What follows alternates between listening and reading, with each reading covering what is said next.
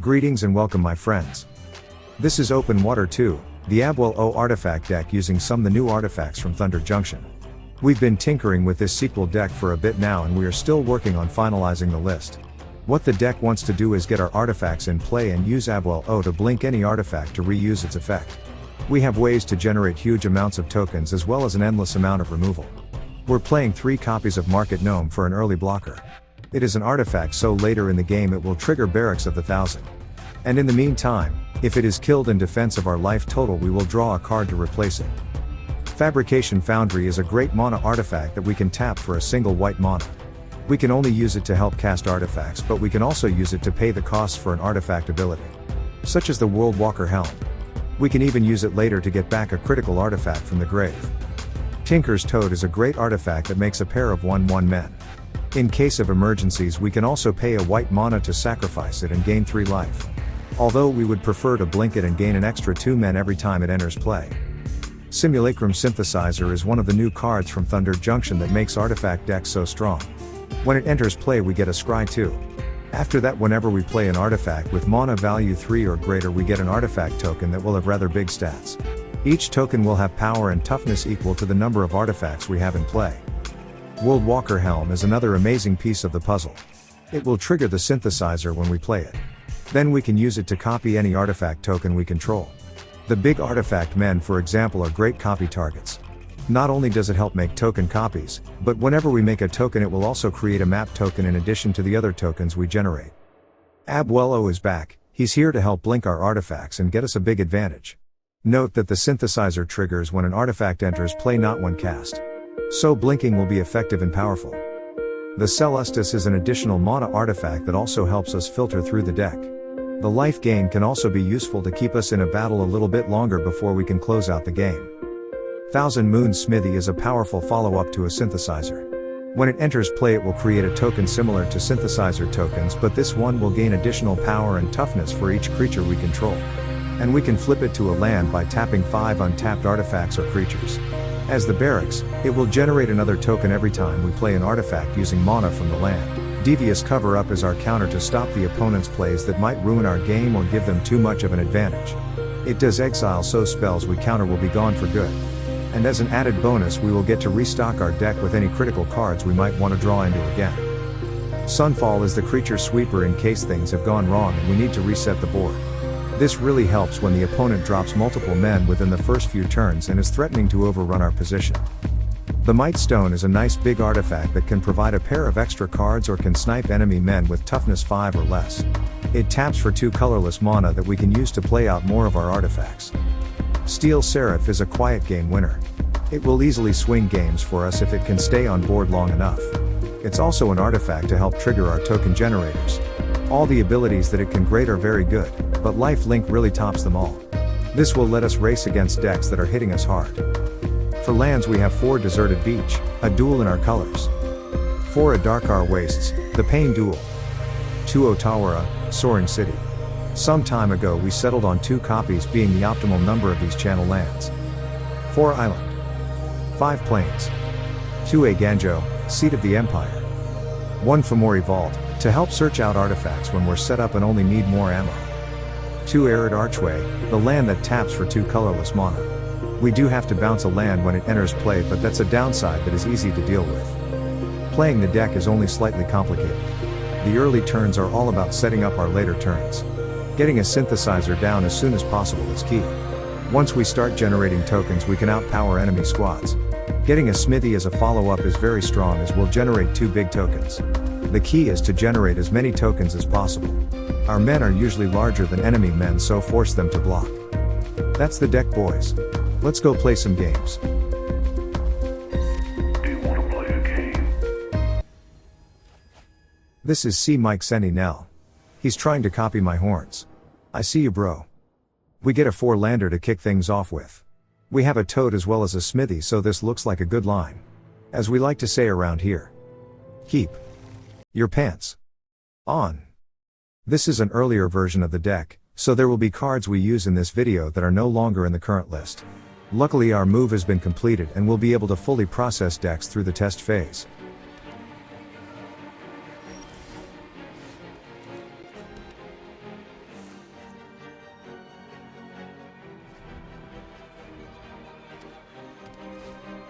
They play out a duelist, so expect some pump action soon. Did we mention the duelist has vigilance? So those saw blades we just drew are absolutely useless against men that don't tap. If you have saw blades in your deck, you can expect to be matched up against decks that use vigilant men. Our play will be dropping our Tote. That gets us a pair of 1/1s, but it's a setup for our Smithy next turn. Our 1/1s are rather valuable, so we will not be blocking. Enjoy the hit, bro.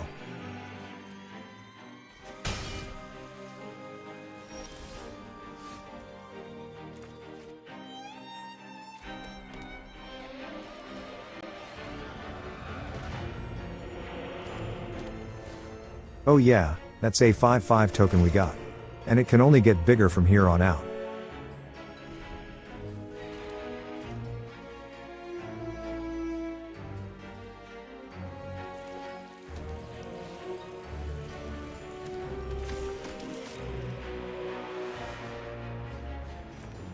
When your opponent has the biggest guy, the answer is to play more guys. A massive gang block should do the trick, right? We get another Tote, that will bring our 5/5 up to an 8/8.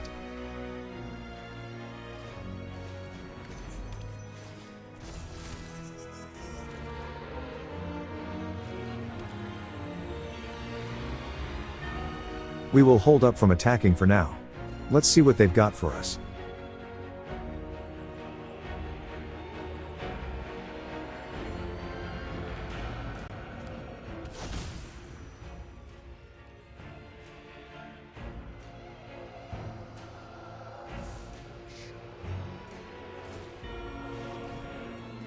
They fire up their recruiter.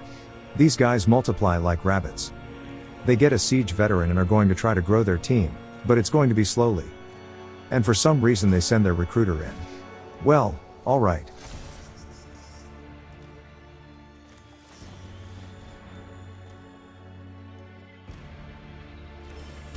The recruiter will get sent through the saw blades.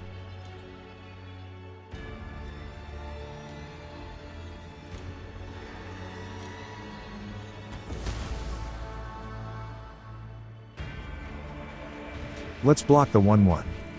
I hope that was worth it.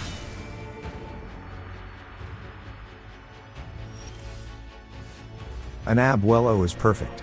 We can start our blinking shenanigans as soon as we untap. They're going to need a sweeper.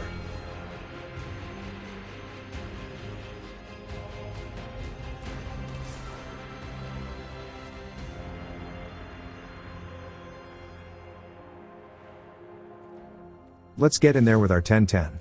This guy will kick down their door.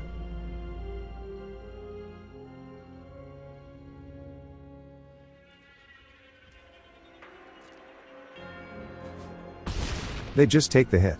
That's half their life in one shot.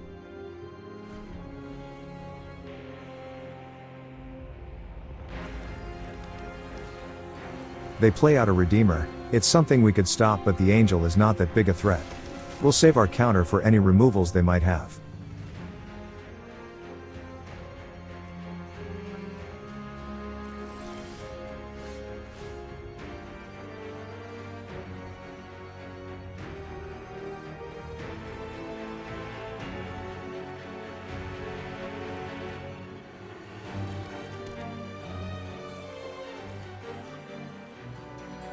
Let's get in there with our big token. They do have to block or it's GG's.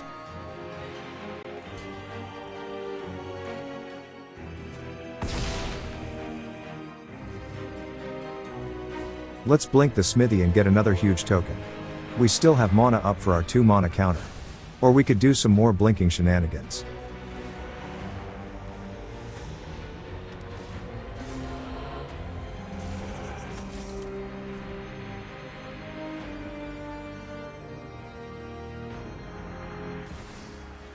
They're playing out a mural. That's fine, we will use Abuelo and this time we'll blink a Tote. We'll get 2 more 1/1 tokens and grow our big men.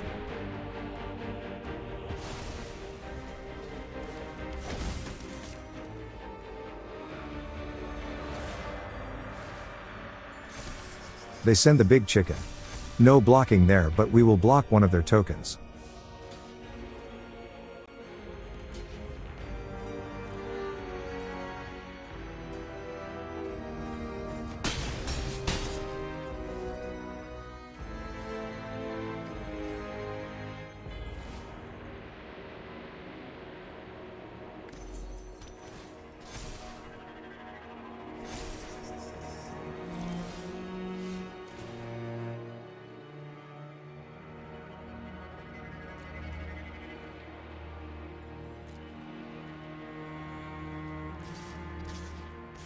Let's send our huge tokens and Abuelo. They've got no choice but to throw men in front of our tokens.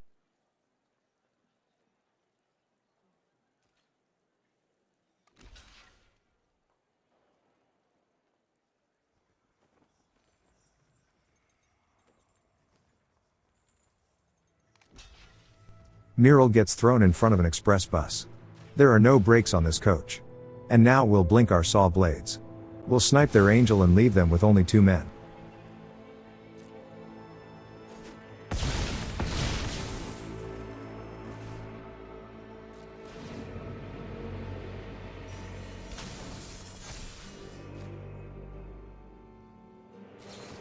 They try to save their big chicken with a surge of salvation, but we've saved this counter for a critical play.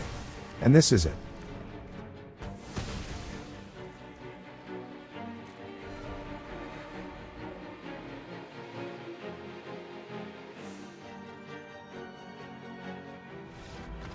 And that's GG's. This is Abuelo. No wait, it's an adapter. But what kind? What kind? We get a rather clunky looking 3-lander. We do have some plays with the counter, but this is going to leave us rather vulnerable to an opponent with early action. Maul. This 3-lander is much better. We can send down the Tote. We want the early removal and the synthesizer. The Sunfall could also be rather important. Keep.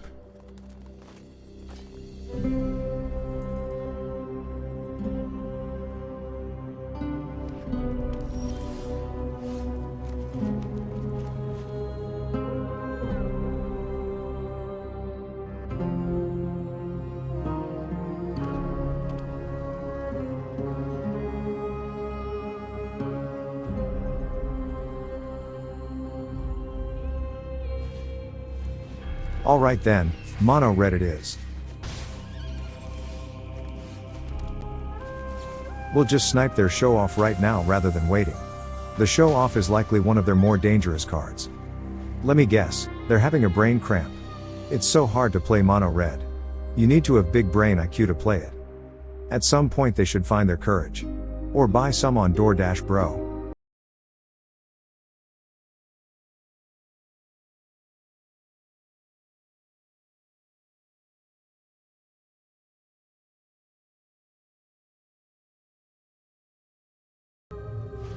They finally play out a code breaker.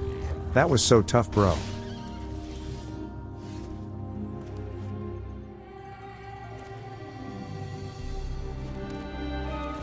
I cannot lie, the scry from the synthesizer is absolutely amazing. And then it generates token men when we play out other artifacts.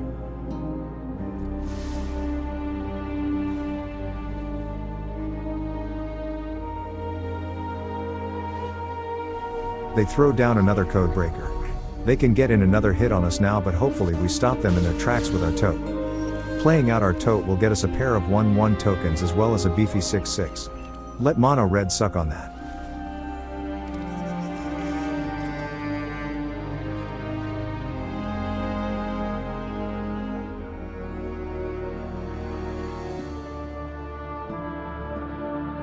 If you thought they were struggling earlier, there's probably black smoke coming out their head now.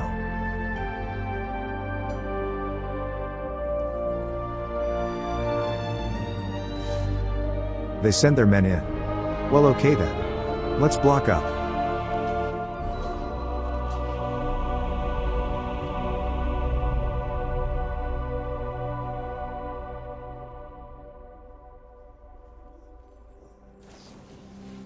They have some of their sneaky burn. That's cool, bro. Tell me more. Unlike their men, ours are reusable. They will come back.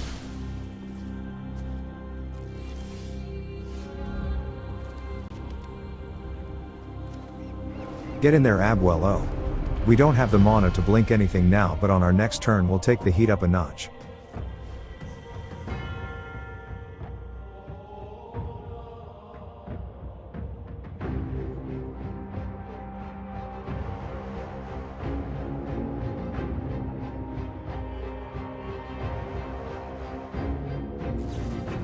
They go for removal, but they forgot the ward. Oopsie poopsie, bro. Also, GG's. This is Ask Ghoul. No wait, it's Nice Ghoul. Where's your spirit horse, bro? We get an alright 3-lander. It is kind of slow, but we do have a mana artifact and 2 wipes as well as card draw. Keep your pants on. The Fomori Vault will be a great help later. They show us Esper lands. Control or Legends. What are you, bro?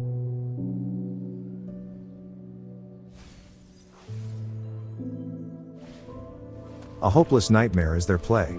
Out of what we have in hand, I think the easiest thing to toss will be a land. Maybe the plains.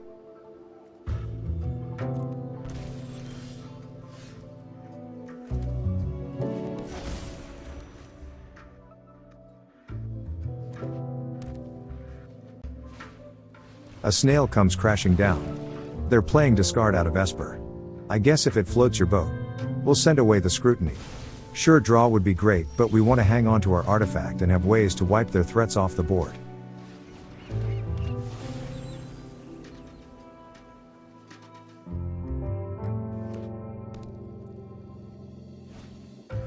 I'm not a fan of S-Cargo, so I think I'll send this dish back.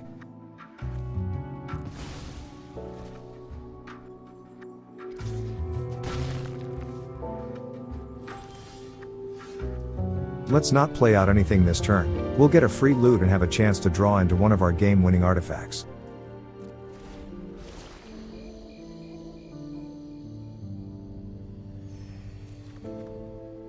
No More Lies is good too.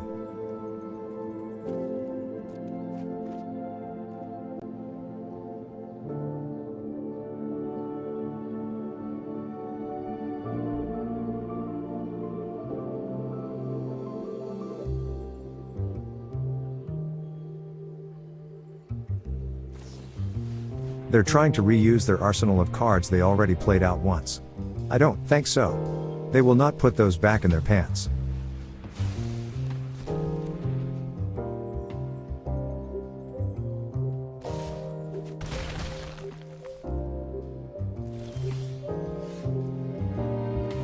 I think we've seen enough. Let's send the S-Cargo right back to the chef. We ordered a cheeseburger with bacon, sir.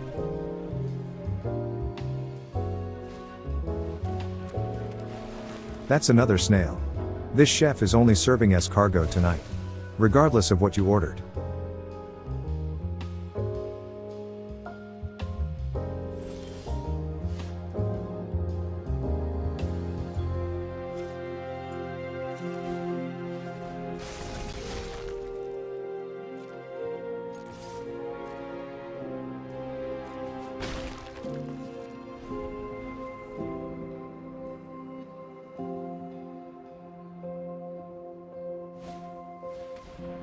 They go for a sacrifice play.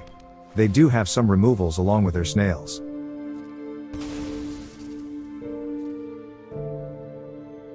They finally realized they should just be mono black. GG's. This is Polecat 182. No wait, it's Polgat Blink 182. Alright. We get our first 2-lander of the night. If we get a single land during the first couple of draws, we'll have a good line of plays. Keep.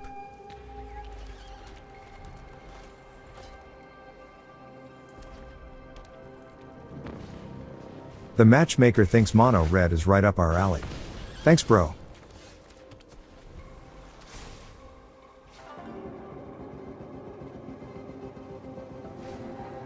Regardless of what it was, their play was going to eat our No More Lies. Negative Ghost Rider, the pattern is full.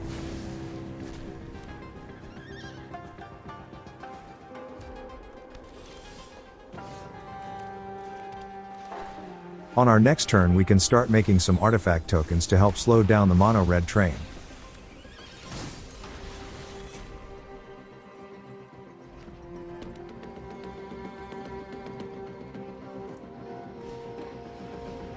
They squeeze out some men, then are having problems sorting things out in their head.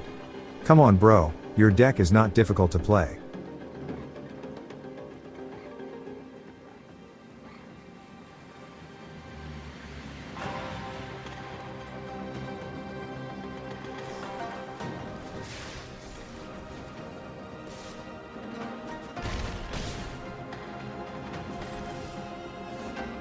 All we need is one more mana and we can snipe one of their men. And if we can get Abuelo down and use his blink ability in the same turn, we can start sniping all the men they play.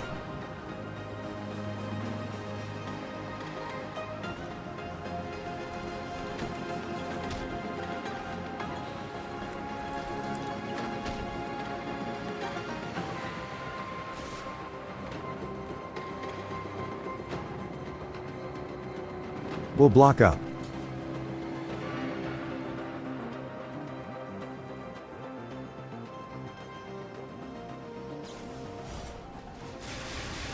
They have pump, so we take a hit that's bigger than we'd like.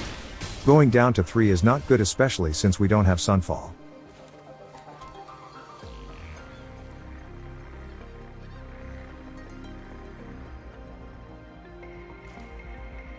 We have no choice but to play out another Smithy.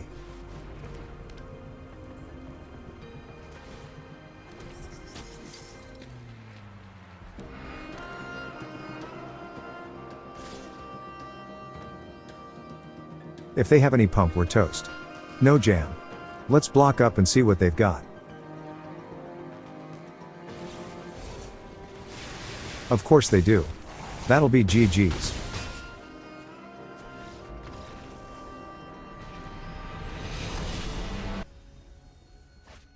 This is a wolf gang. Shouldn't it be wolves gang? We get a 2-lander that is going to be tough to play since our colored mana will have a heavy pain requirement. The Arid Archway is a land we like to see after the early game. Mull. We're missing blue with this 3-lander, but it has an excellent line of play if we can get a blue mana early. I like it. Keep. They play out a Boros land and hit us for 1 before we have even played a land.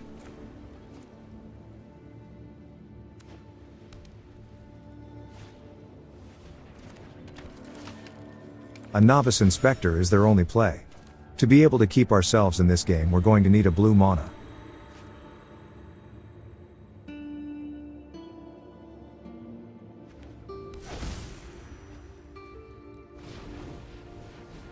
They throw down a recruiter Boros style and send their men.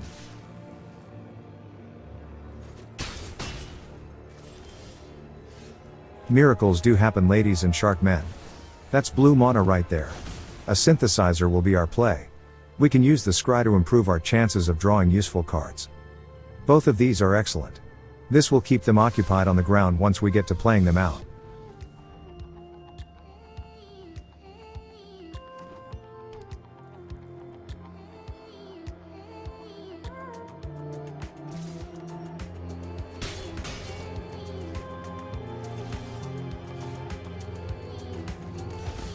We'll play out a Tote here.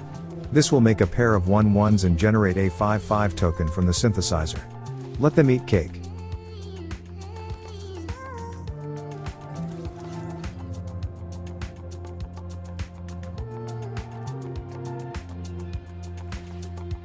They respond to our 5/5 by making a token that can't block. Nice.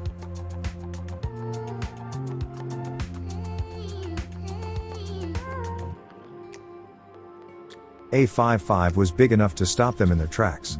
Wait until they see it get bigger.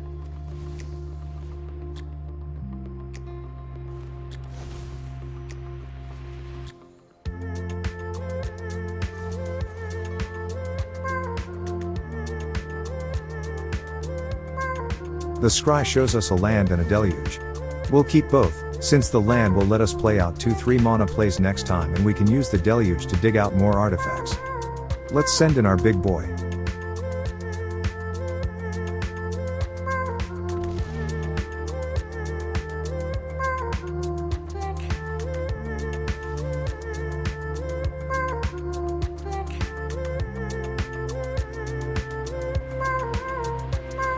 They fire off a reinforcements, but I can't see how those will help much against our growing army.